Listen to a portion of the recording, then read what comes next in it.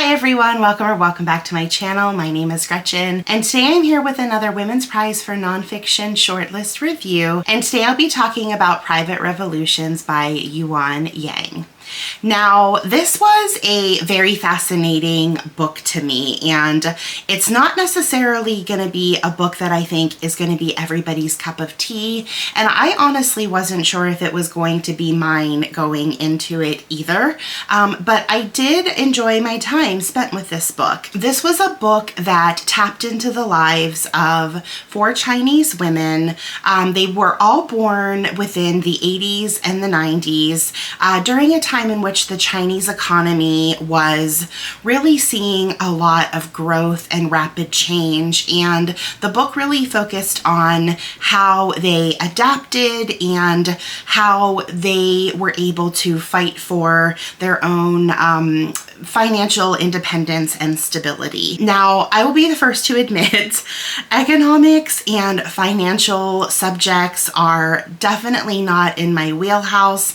I find them to be very dry and boring, and I know I should probably care more about that stuff and educate myself, but they're subjects that never really appealed to me, and most of the time I feel like I would rather watch paint dry than read about that type of subject. So I will be honest, I was really scared going into this, knowing kind of what the book was about, worried that it was really going to focus a lot on economics and finances. And although it did, it was very well written.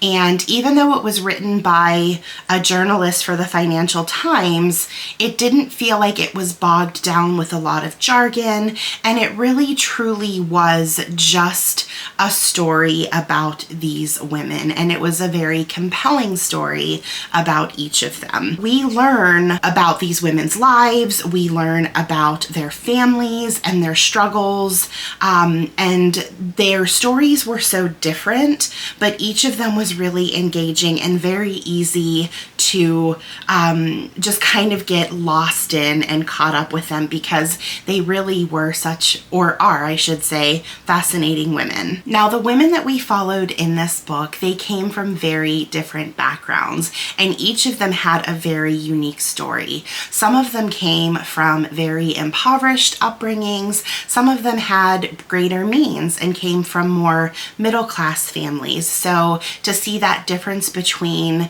the different classes and how their struggles were different but kind of the same, even though they faced different challenges, some of the things that they were coming up against, regardless of what their social standings were still the same types of challenges. So that was interesting to see.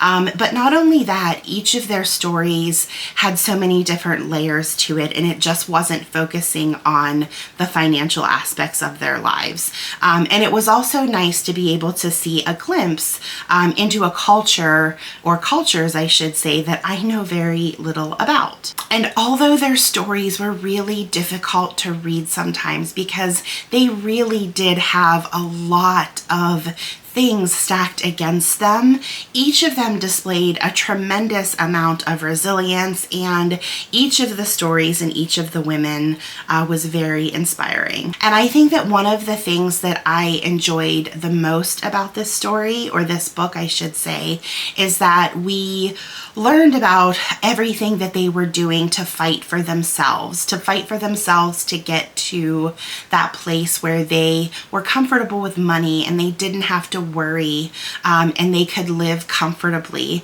But not only did they do that for themselves, this book also talks a lot about what they were doing, not just for themselves, but what they were doing for their families and their children and future generations of women so that they could experience the same type of success. And another huge takeaway from this book is just how humbling it is to read stories like this about other women from different countries and to learn how good I actually have it as an American woman.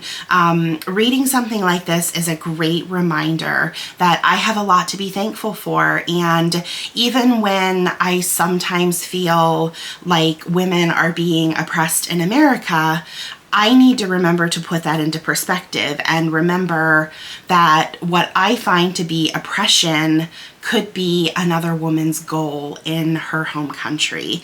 And this was a perfect example of a book that I would go to a bookstore and look at on the shelf and probably glaze right over it. And I'm really so glad that we have the Women's Prize for Nonfiction now putting books like this into my hands.